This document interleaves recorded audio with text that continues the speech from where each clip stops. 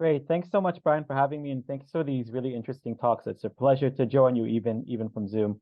So my name is Joe Mazor. I'm an assistant professor at Duke Kunshan University in China. And yeah, today I'll be talking about uncertainty and the child's right to bodily integrity. So let me share my screen, hopefully. Brian, can I share my screen?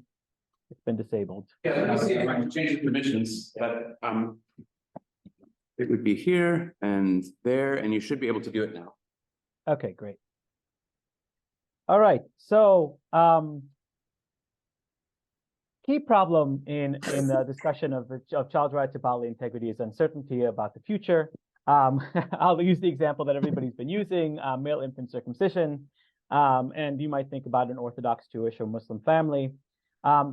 Is this in the child's best interest? Would the child hypothetically consent? I'm not going to take a position on those standards. I want to ask, are either of those standards met? And in either case, it depends on a variety of very complex issues, among which are the child's future values. Will the child grow up to endorse Judaism or Islam, or will the child grow up to reject religion and place a very high value on bodily autonomy? There's a lot of uncertainty about whether this is in fact in the child's best interest or whether it's a child would consent. So one response that Brian defends is insisting that the parents adopt a precautionary approach in this case. So basically what Brian argues is that in the face of this uncertainty, when it comes to bodily integrity, parents should only intervene when they're certain or nearly certain that the intervention meets the relevant condition. Either Brian's condition is the hypothetical consent, but I'm going to leave it open. So it could either be best interest or hypothetical consent. I'll leave it open to those two possibilities. So the implication of that is that the circumcision is going to infringe on the child's right to bodily integrity, even in the case of religious parents. And more generally, it's going to lead to an anti-interventionist approach to the child's right to bodily integrity. So this issue of uncertainty is really, really important, I think, in this debate. I'm going to argue against Brian's precautionary approach. I'm going to start by agreeing that it's actually warranted in the case of strangers. So when we think about intervening in strangers' bodies, unconscious strangers, obviously, or something like that, temporarily non-autonomous strangers, I think a highly precautionary approach is quite warranted. But I think I'm going to be arguing that it's implausible as a requirement for parents. And basically, I'm going to give three main sets of arguments against the precautionary approach. The first are kind of what I call the Millian arguments. The second, I'm going to appeal to this doing-allowing distinction, which is a kind of pretty new argument. I'm curious to see what people think about it. It's a little underdeveloped, but I'll throw it out there. And finally, I'm going to appeal to intuitive implausibility of this precautionary approach in various ways. So let me just set the stage a little bit. And I'm sorry, I didn't have time to think of a real world medical example that has all the features that I want. That's kind of one of the things I'd like to do. But I'm going to imagine a very imaginary case using skiing, which I raised in response to Kate's talk. So imagine that a skier is brought into the lodge unconscious. She had an accident, and actually, it turns out that she had some kind of balance issue. Something happened to her that triggered a condition that made her lose her ability to balance, and it makes skiing impossible. The problem can be fixed, but it has to be done. The problem has to be fixed before the skier regains consciousness. So luckily for the strangers in the room, nobody's a doctor, but Google actually knows all about this condition and provides reliable instructions. All you need to do is insert your finger into the person's ear and press down hard for 10 seconds, and you can solve the problem. Unfortunately, this is a 99.5% chance of fixing the problem, but there's a 0.5% chance of making the matters worse, creating a situation where the person, when they wake up, is going to experience moderate vertigo that's going to impede their everyday life for a year, and it's going to require significant therapy. Should you intervene? You're in the room, right? You just Googled this situation. You know all this information. Should you intervene? I don't think so. I think you should not intervene. And I just want to emphasize that you can't wait. This has to be done immediately, even though you cannot wait for the person to wake up. Once they wake up, they will have missed the option of even doing this. I still think you shouldn't intervene. I think, and I think that the reason is, I won't go through all the reasons right now, but when it comes to interference in the body of a stranger, intuitively, I think the precautionary approach that Brian advocates is very, very plausible, very tempting. Of course, in this case, losing skiing is not a medical necessity, and we could actually do a significant amount of damage. But now I want you to imagine that the skier wakes up, and actually, it turns out that they woke up unexpectedly in time to make the decision for themselves. And she agrees, the skier agrees to undergo the intervention. She asks one of the people there to press on her ear in the relevant kind of way. Not only should we respect her decision, but in fact, we should only prevent the person from pressing in her ear under the most extreme circumstances. So we're going to defer to her judgment unless the consequences of making a mistake in the situation are severe, and we're absolutely sure that she's making a mistake in authorizing this procedure, the skier. So it's interesting. For strangers, a precautionary approach seems quite plausible.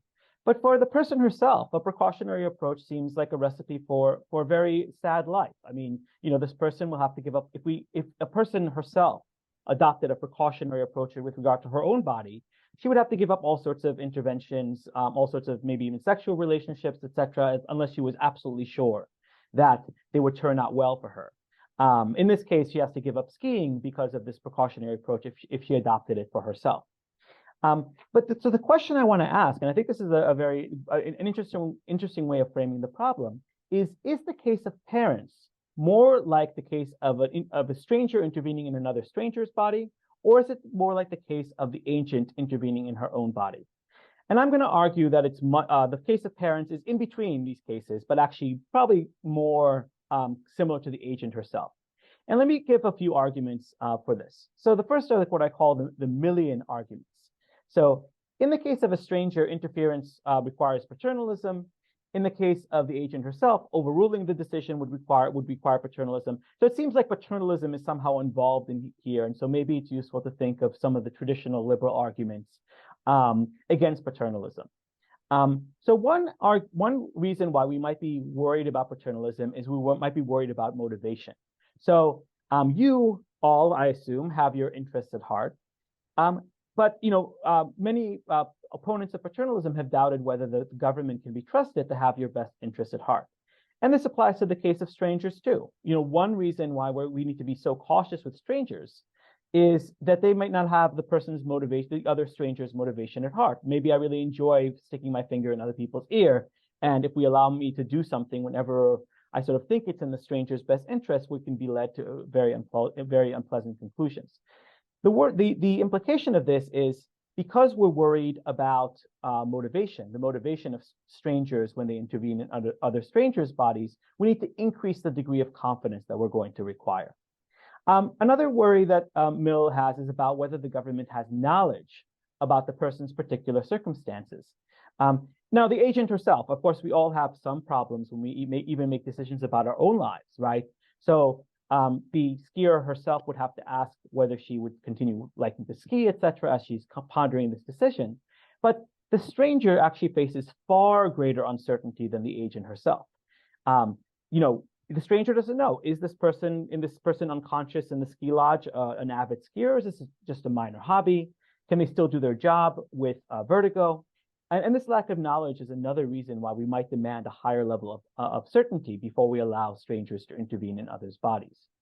But another reason that Mill gives against paternalism is respect for the person's autonomy.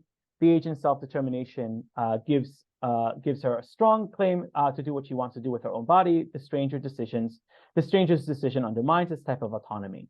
So these are kind of traditional Millian reasons. It kind of applies in the case to protect the person against interference by a stranger and the government, and it also allows the agent to make decisions for herself. But let's think now about the case of parents. I think the parents are somewhere in between the agent herself and the stranger. Admittedly, in terms of autonomy, parents are more like the stranger because their intervention would undermine the autonomy of the child. But in terms of the other two considerations, the parents are much more like the agent herself. The parents are much more likely to have the greater motivation for their child's good compared to a stranger. And the parents are likely to have much greater substantial knowledge of their child's circumstances. So for example, we might think the parents are Swiss. They know that skiing is a part of their culture. And they also know that the that they're going to have ample resources for vertical rehabilitation in case their child experiences this. So I think the parents are somewhere in between the agent herself and the stranger. And so it's very strange that we should follow Brian in imposing on them this highly precautionary requirement that seems only appropriate for the stranger and not appropriate for the agent herself. Just a couple of other quick notes. So the precautionary approach would require a much larger reduction in expected well-being. So one of the things that, all the talks so far have been defending this anti-interventionist approach, but whenever we defend this kind of anti-interventionist approach, we have to give up benefits for the child. In the case that I raised to Kate, it's about giving up the ability to ski in order to protect the child's bodily integrity, and in this case as well. Because our parents have more decisions to make than strangers, there's a kind of higher cost to demanding a highly precautionary approach from them. The other kind of point that I very quickly make is, when we think about autonomy considerations, do we need to give any weight to parents' autonomy with respect to their children? I'm not sure. I just wanted to raise that as a side note. Let me move on very quickly to the doing allowing distinction. Again, this argument is very speculative at this point. I have a lot of work to do on this, but I wanted to raise it because I think it's interesting. There's a general idea that doing harm is much worse than allowing harm to occur. And I won't go through why that is just for reasons of time. I'm happy to talk about that more in the Q&A. So think about your situation of the stranger. If the stranger does not interfere, the skier might lose the ability to ski. That would be merely allowing harm to occur. But if the stranger interferes and they cause the year-long vertigo, they seem to be causing harm. They seem to be harming the skier, the unconscious skier. And it seems, therefore, if that's correct, if that way of analyzing things is correct, then the doing allowing distinction seems to justify a precautionary approach. If doing harm is just much worse, holding the level of harm constant than allowing harm to occur, we're going to be led to a very precautionary approach. And just as a side note, the agent herself, most people don't think that there's a kind of a distinct thing to worry about when you're dealing with your own life about doing harm versus allowing harm to occur. It's really about third parties. Okay, but what about the case of children and parents? Think about the following case. Let's say parents do not feed their infant and the infant starves to death. Did the parents kill the infant? I'm not 100% sure that we can say that they killed her, but I think that saying that they simply allowed her to die seems a little bit too weak to me in this case. My suggestion, and this is just a claim that I've tried to defend elsewhere with some colleagues, but it didn't end up working out in a published paper. But the claim is when there's a strong pre-existing duty of care, what's done seems more morally akin to killing than to letting die.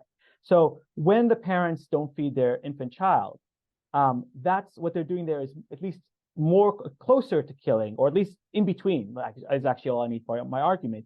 It's in between killing and letting die. It's not a kind of pure case of letting die. And if that's right, if what the parents do, if the parents' pre-existing duty of care undermines this doing allowing distinction, what that's going to do is it's going to weaken the reason for the precautionary approach that Brian defends. Okay. Let me move on finally in my last 5 minutes to the intuitive objection. So assume that we define bodily integrity to protect people against non-consensual touching of the body. That's not a standard definition, but I actually think that that's a very plausible definition, that we should define bodily integrity to protect against non-consensual touching. The problem is that if we do that, we get a completely absurd theory of permissible parenting, because parents have to lift their children to move them around all the time. If we define bodily integrity to exclude non-consensual touching, and if we require certainty, then basically parents would have to be certain that what they're doing is in the best interest of the child, or that the child would hypothetically consent every time they lift their child, their young child. Very few activities would actually meet this very high bar. So Brian actually avoids this problem because he defines bodily integrity as any intentional or negligently accidental penetration into a bodily orifice, breaking of the skin, or alteration of your physical form. This makes ethical parenting a lot more plausible because there are just a lot fewer interventions that are not clearly in the child's interest, but that require penetration of this sort. But this solution that Brian uses has a few problems. First, it relies on a certain contingent fact about human autonomy.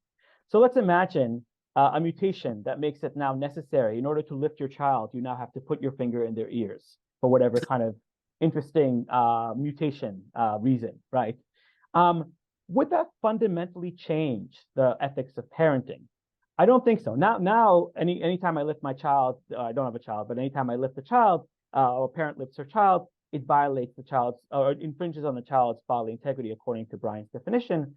But would that fundamentally change the situation? I don't think so. I don't think it would make lifting the child demand. It wouldn't make the demand of certainty an obligation of anytime you want to lift your child. A second a problem is that excluding non-consensual touching is inconsistent with the justification for bodily integrity. So here's Brian's definition. Our bodies are very precious to us. It's in an important sense, they are part of who we are. They house our minds and our personalities and are the means by which we navigate the world and interact with others. They are deeply connected to understand how we understand ourselves, including our sexuality and gender identity. I should have put ... because there's a bit more. I would suggest that this definition should apply to protect us from non-consensual touching. Our skin is also part of our body and is precious to us and related to how we interact with the world. It's also connected to how we see ourselves and how we see our sexuality. So why should we exclude non-consensual touching from our definition of bodily integrity? Now, I want to concede to Brian that other things equal, incursions, right, cutting into the body, putting things into orifices, are more serious than other things equal. But that's not always the case that they're more serious. It's just other things equal. And we can see this with a variety of examples, which brings me to my last point, which is ruling out non-penetrative touching as part of bodily integrity is intuitively implausible. So compare the case of a priest sticking his finger in a child's mouth to search for gum. Maybe the child is not supposed to be chewing gum. This, according to Brian, might well be infringing the bodily integrity of the child. But the priest fondling a boy's genitalia doesn't count as infringing on the child's bodily integrity. I think that that's really implausible, actually. Do we really want to say that this is not an infringement on the child's bodily integrity because it only involves non-consensual touching as opposed to any kind of penetration? I think, in my view, ruling out non-consensual touching is just too high a cost. If we have to give up the precautionary approach or endorse a kind of bodily integrity that excludes fondling of genitalia, we should just give up the precautionary approach in the case, in our account of bodily integrity. To conclude, uncertainty is a crucial issue when thinking about the right to bodily integrity. What level of certainty are we going to require? Brian is arguing for a precautionary approach. We have to be really certain that something is in the best interest of the child or that the child would hypothetically consent in order to allow it. But this is problematic in several ways. I think it's very plausible. It's plausible this is just to say in strangers. This is highly plausible for interventions in strangers' bodies, but it's entirely implausible with regards to our own body. Parents are somewhere in between strangers and the agent herself. And I actually think they're closer to the agent herself, if anything. And so a precautionary approach is inappropriate. Parents have much greater knowledge of the child's circumstances and motivations for the child's good than a stranger does. I think that due to a pre-existing duty of care, the distinction between doing and allowing that can justify the precautionary approach is not applicable. And finally, the precautionary approach leads us either to an implausible ethics of parenting that if we include non-consensual touching of the body and bodily integrity, or it requires us to exclude non-consensual touching, which Brian does, from the definition of bodily integrity. But that's inconsistent, I think, both with the justification of bodily integrity and with our intuition in cases like the pre-sexual abuse. So I'll stop there. Thank you.